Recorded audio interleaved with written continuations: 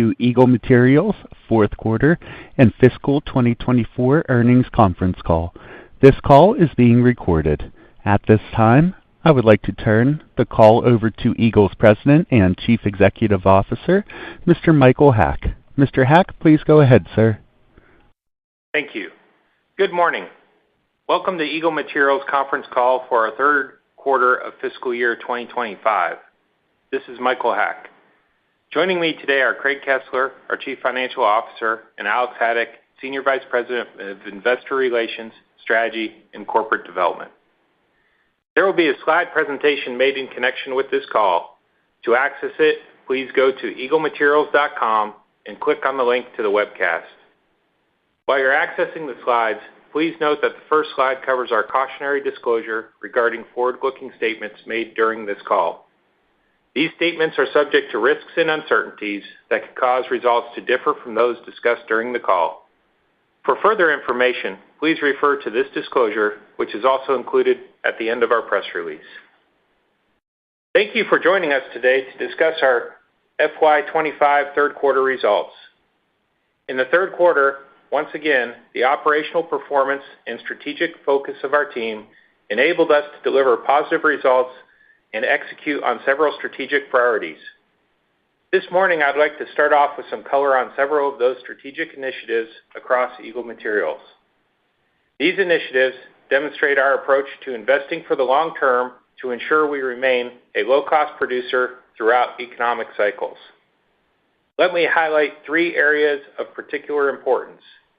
These are just a few examples of the many things we do to strengthen our core business.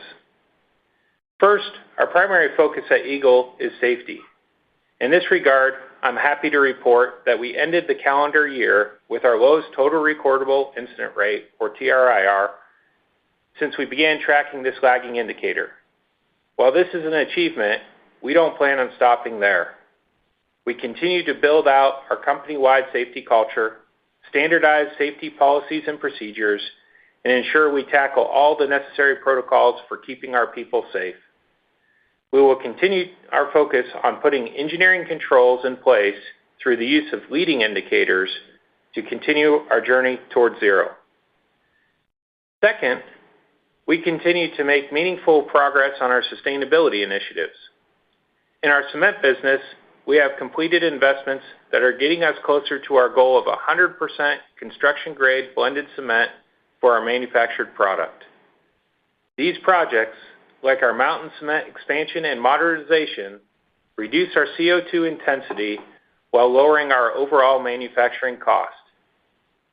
We are also making headway on completing our water treatment facility at Republic Paperboard, which should reduce water usage at the plant by 50% and increase the use of recycled water. The third strategic initiative is our recent acquisition of Bullskin Stone and Lime and its alignment with our overall growth strategy. Bullskin was a rare opportunity to acquire a pure-play aggregate asset that fits nicely within our current heavy materials footprint. This combination provides strategic advantages for us, including our ability to serve our regional customers. The acquisition also expands our presence in Western Pennsylvania, a market with solid growth fundamentals and healthy DOT spending levels. Acquisitions such as Bullskin fit squarely in our broader growth strategy. We will continue to seek growth investments that strengthen our footprint and meet our strategic and financial criteria as Bullskin does. The acquisition closed in early January, and integration is well underway. I'm excited to welcome the Bullskin employees to Eagle. Now let me give some details on our operating performance this past quarter and our views on business conditions more broadly.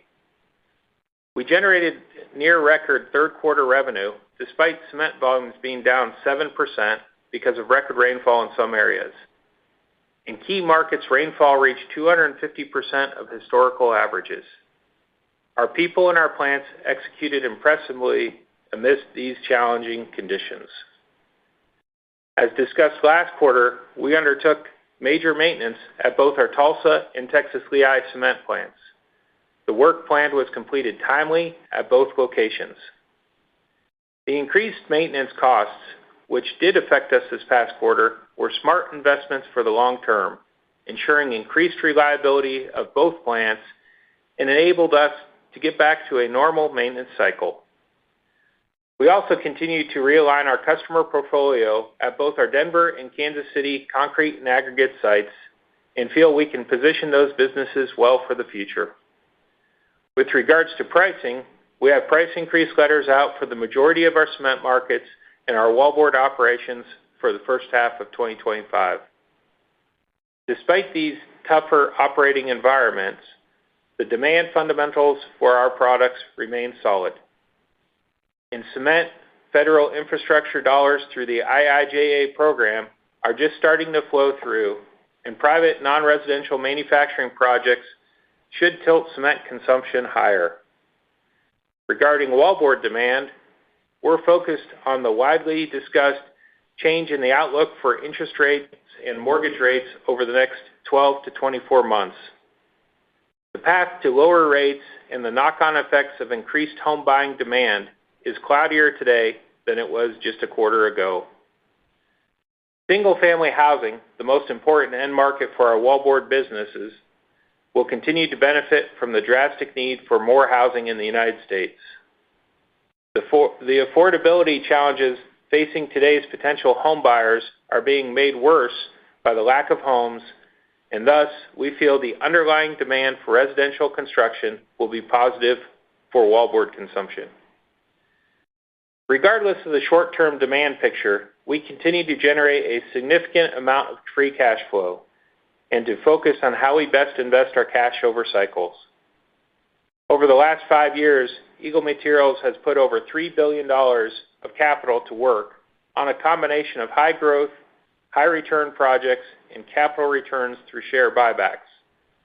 These investments include strategic organic investments to improve the reliability of our plants, including an upgrade to our Republic paper mill, as well as replacing or repairing critical equipment across our footprint to keep our plants in like-new condition. Investments in raw material reserves to ensure we have multi-decades of material close to our plants. This is a strategic operational initiative that results in a competitive advantage for Eagle. We also made several strategic inorganic investments to strengthen our low-cost position, including the acquisition of Cosmos Cement, several cement terminals, and multiple aggregate sites. We've made those organic and inorganic investments while maintaining a healthy leverage profile and reducing our outstanding shares by 30% through our share repurchase program. Our commitment to executing similar high-return initiatives through the cycle remains firm, as it has for many years. Now let me turn it over to Craig to go through our financial results. Thank you, Michael. Third quarter revenue was $558 million, a slight downtick from the prior year. The decline was driven by lower cement and concrete and aggregate sales volume, partially offset by higher wallboard and paperboard sales volume and pricing. Third quarter earnings per share was $3.56. The quarterly EPS reflects lower earnings, offset by a 3% reduction in fully diluted shares due to our share buyback program. As we highlighted in the press release, we had one non-routine expense item during the quarter. It was $1.3 million of costs associated with business development and transaction-related activities. Turning now to segment performance, highlighted on the next slide. In our heavy materials sector, which includes our cement and concrete and aggregate segments, revenue declined 4%, primarily because of lower cement sales volume, partially offset by cement sales price increases we implemented earlier this year. Our third quarter cement sales volume was significantly affected by the exceptionally wet weather in our Midwest and Great Plains markets during November. Operating earnings were down 20%, primarily because of the lower cement sales volume, in addition to higher maintenance costs. As we previewed last quarter, we had major maintenance projects at two of our cement plants during the third quarter, which increased maintenance costs by approximately $8 million. The work at both plants has been completed, improving the plant's long-term reliability. As Michael mentioned, we have cement price increases announced in nearly all of our markets for the first part of calendar 25. Moving to the light materials sector on the next slide, Revenue in this sector increased 6%, reflecting higher wallboard and recycled paperboard sales volume and prices. Wallboard sales volume was up 2%, and recycled paperboard sales volume increased 7%. In terms of prices, wallboard increased 4% and recycled paperboard 12%. Operating earnings in the sector were also up 18% to $97 million, driven by the higher wallboard and recycled paperboard sales volume and higher wallboard and paperboard sales prices. Looking now at our cash flow. We continue to generate healthy cash flow and allocate capital in line with our strategic priorities and rigorous financial return criteria. During the first 9 months of the year, operating cash flow was $486 million. Capital spending increased to $147 million, primarily because of the modernization and expansion project at our Laramie, Wyoming cement plant. We also acquired a small aggregates business for $25 million last quarter. The acquired operation is complementary to our existing aggregates business in Kentucky. And finally, we repurchased nearly 800,000 shares of our common stock for $201 million in addition to paying our quarterly dividends, returning a total of $226 million to shareholders during the first 9 months of the year. We have approximately 5.1 million shares remaining under our current repurchase authorization. And finally, a look at our capital structure, which continues to provide us significant financial flexibility. At December 31st, 2024, our net debt to cap ratio was 40%, and our net debt to EBITDA leverage ratio was 1.2 times. We ended the quarter with $31 million of cash on hand, bringing total committed liquidity at the end of the quarter to approximately $686 million, and we have no meaningful near-term debt maturities. As Michael mentioned, subsequent to quarter end, we completed the previously announced acquisition of Bullskin Stone & Lime, which we funded through a combination of cash on hand and borrowings under our bank credit facility.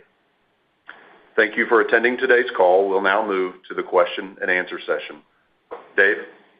We will now begin the question and answer session. To ask a question, you may press star, then 1 on your touch-tone phone. If you're using a speakerphone, please pick up your handset before pressing the keys. If at any time your question has been addressed and you would like to withdraw your question, please press star and then 2.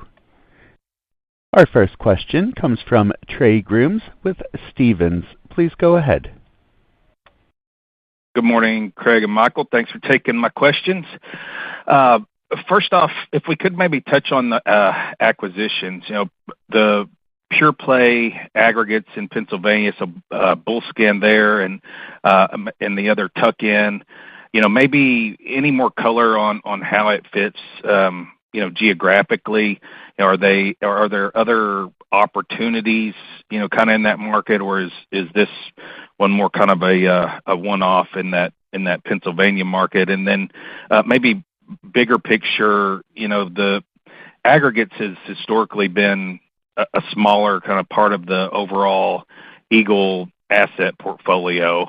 But again, you have been maybe a little more active recently on aggregates M&A. Is aggregates a place where we could expect you all to deploy more capital in a bigger way than you have historically, or how should we be thinking about that and your approach there? Yeah, Trey, I'll answer that for you. When we look at the aggregate assets that we procured here recently, one is the tuck-in, as you said, and it's in a market that we already have a large quarry for our cement manufacturing. The one we procured actually was right down the road from that and gives us just a little bit more flexibility and secures a couple different things. It lets us participate in the aggregate market there locally, and it also gives us secondary supply to our cement plant if it was ever needed. We have plenty of reserves at our existing quarry, but just it fit several strategic criteria for us. Up in Pennsylvania, the Bullskin asset, it's not as common to find just a pure play aggregates resource. We're very excited to have that team join the Eagle team. As we build out our network of facilities, this one fits very well. We provide cement up into that market, And so it's right in line with our growth strategy is to have that network and secure that network to make it stronger over time. To your second question of aggregates and deploying capital to aggregates, we've always been a fan of aggregates. We consider that the heavy side of the business. Our strategy has continuously been to grow the heavy side of the business primarily. We see aggregates as a great fit into that. If good quality assets that meet our return criteria come available at the right price, we are interested in those assets. Got it. Thank you. That's helpful. I guess second one, maybe switching gears a little bit onto wallboard. So wallboard volume held in better, than we would have expected, and obviously the rate environment is now more certain, which you mentioned. But any kind of directional expectations maybe that you could give us for overall kind of wallboard demand as we sit here today? Is it fair to think wallboard volume kind of remains steady, kind of continues to bump along in this range in the medium term until maybe we see some more significant changes on the rate front, or is there a more significant move expected? Any high level thoughts there would be helpful. Thank you. Trey, yeah, I think you actually hit the nail on the head. If you were to look at over the last 4 calendar years, wallboard demand has been plus or minus 1%, each year, over that 4-year time frame. So, look, we've been in an environment where housing has been pretty tepid, pretty mediocre, and wallboard consumption reflects that. I think we finished calendar 24 around 27.3 billion square feet, and that number's been consistent. And so as you look forward, prior cycles, we've been well north of 30 billion square feet of consumption in the U.S. So we're still at pretty low levels of total consumption.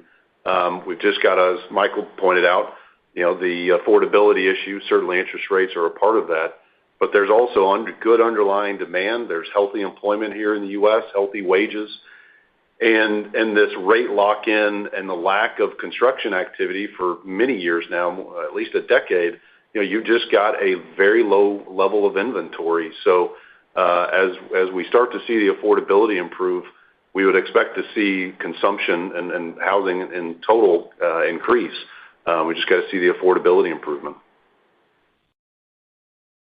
Okay. Thank you for all that, Craig and Michael. I'll pass it along, and best of luck. And the next question comes from Brent Thielman with D.A. Davidson. Please go ahead. Hey, thanks. Good morning. Michael or Craig, I know you previously talked about price increase in wallboard, slated for November. You were going to delay that to the first part of 2025. I mean, any update there? Or are you still kind of taking the temperature of the market right now? Just would be curious, any comments around that?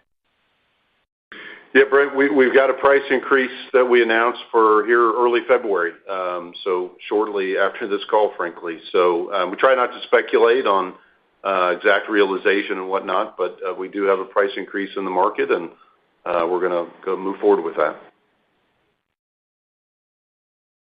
Got it.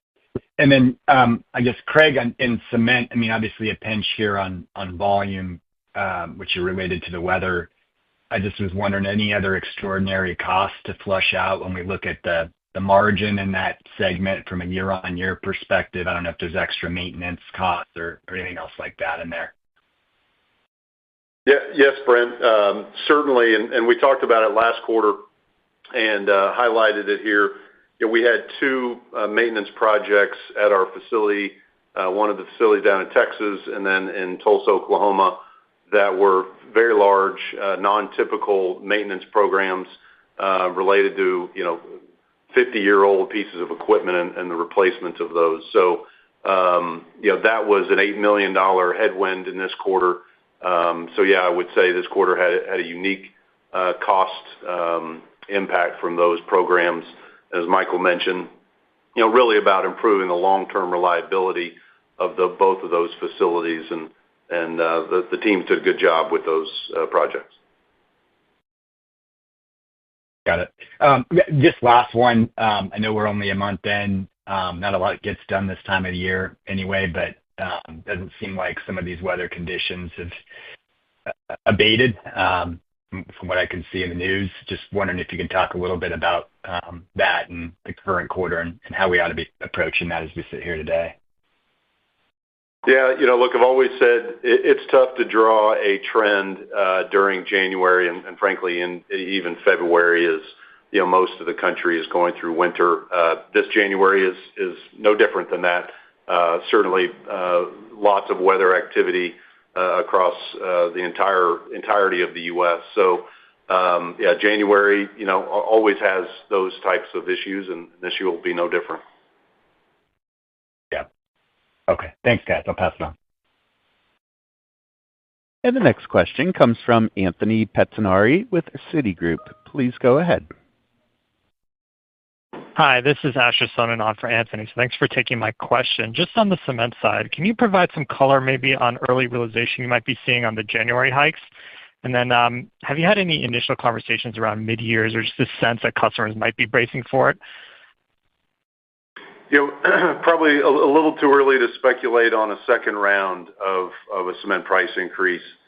As Michael mentioned, we've got price increases in most of our markets throughout the first part of calendar 25, not all of January, some into the springtime as well. And as I said earlier, certainly with the weather that we've seen for the first part of January, we'll talk about what we realized as we get into the fourth quarter and go through those results. But it's kind of sporadic throughout the springtime. Got it. And then just, I think if I strip out the increased maintenance costs of the quarter, it looks like maybe cement margins were roughly flat year over year, which is encouraging, given the volume headwind. So how should we maybe think about the margin opportunity for cement over the next couple of quarters, with no more maintenance headwind and, potentially weather easing up? Yeah, again, we're optimistic about going into the spring. As we think about the construction activity and bidding activity that we see, a lot of that, again, we're down in volumes. We'll be down for the 9 months. We're down 4 or 5%. Again, a lot of that has been weather throughout calendar 24. It's been highlighted the lack of infrastructure spending coming out of IIJA. As those funds start to trickle through the system, there's reasons to be optimistic, not just about calendar 25, but 26 and 27 as well. And improvement in volumes will certainly go a long way on the margin side as well. And as you said, some of this maintenance has been pretty unique to this year, and not necessarily repeatable next year. Great. Thanks. That's really helpful. I'll turn it over. And the next question comes from Jerry Revich with Goldman Sachs. Please go ahead. Yes, hi. Good morning, everyone. Morning. Michael, Craig, hi. The key question that folks have is really, given the outstanding wallboard margin performance and, continuing soft resi data points, people are asking what's different about the wallboard pricing and margins in this cycle compared to, call it the 2015 timeframe where we saw pricing give back during a similar mid-cycle pause. Would love your thoughts on that and the level of comfort on the sustainability of the current margin structure in an uneven resi environment, if you don't mind. Yeah, so good question, Jerry. Look, we've talked about it quite a bit. The industry has changed dramatically, and certainly, the demand side is one point. And as I mentioned earlier, we've been stuck in neutral as it relates to home building here in the U.S. for quite some time, and therefore wallboard consumption's been pretty consistent at pretty low levels, quite frankly. But on the flip side, the synthetic gypsum raw material issue, when you're talking about 2015, believe it or not, that's 10 years ago now. And as we've seen coal plant closures, some of the synthetic gypsum inventory that had been on the ground has been used. And so, you've seen a significant change in the cost structure as that raw material has become more difficult to find and further away, which now has increased maintenance or transportation costs.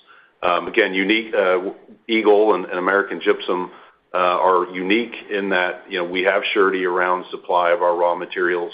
But when you had roughly half of the industry that was relying on synthetic gypsum as its primary raw material, and the shift away from that is going to have a material impact on their cost structure. So we enjoy these margins because of decisions that were made many moons ago, and it's a structural advantage for us.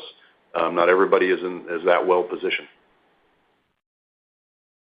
And Craig, on that note, given the high cost position for some of the competitor base, any strategic opportunities emerging for you folks on the wallboard side of the business, or is our capital deployment focus here still strictly on the heavy side? As Michael's always said, we've continued to look at ways to put our free cash flow and our balance sheet to work, and take advantage of the position that we have across our wallboard network. So we continue to look at those opportunities, with our facilities that are in the western part of the country, that sit on decades worth of raw materials and gypsum. Those are things that we continue to explore. How do we improve those facilities and take advantage of the cost position that we do have?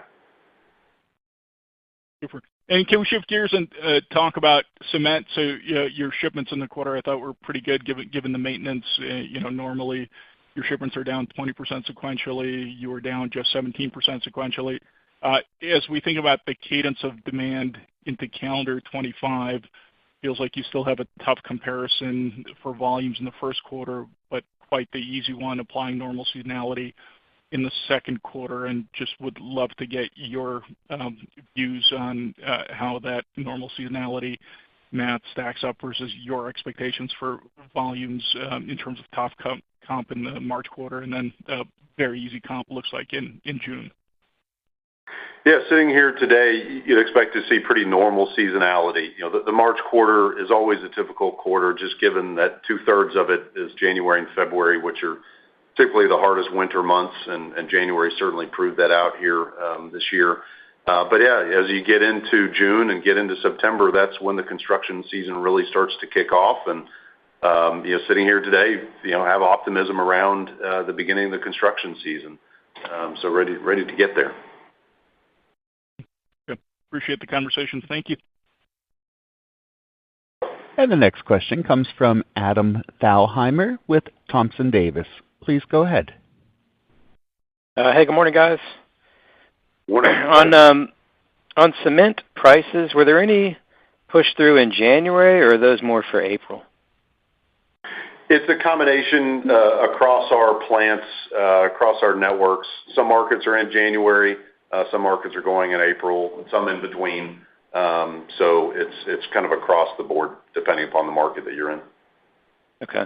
And then, Craig, for Bullskin, how much should we add for aggregates tonnage, and is their pricing kind of similar to your corporate average? Good question, Adam. Look, I would tell you from a pricing perspective, consistent with kind of the average across our markets. In terms of volume, we've owned it for less than a month here, so we'll give you a better update on volumes as we can have a little more time with the business. Okay. And then lastly, on the paperboard price, the average pricing jumped up quite a bit in Q3. I'm curious, was that mechanical and that will reverse, or is that kind of the new norm over 600? No, that is mechanical, dealing with the price adjustments in the supply agreements within that business. So that price improvement is a function of OCC prices earlier in the year having been higher. OCC prices here in October, November, and December actually came down. And so as we go into the March quarter, you'll see that pricing probably dip back below $600 a ton. Again, it's not a market change. It's just a function of the pricing mechanisms in the long-term contracts. Understood. Okay. Thanks, Craig.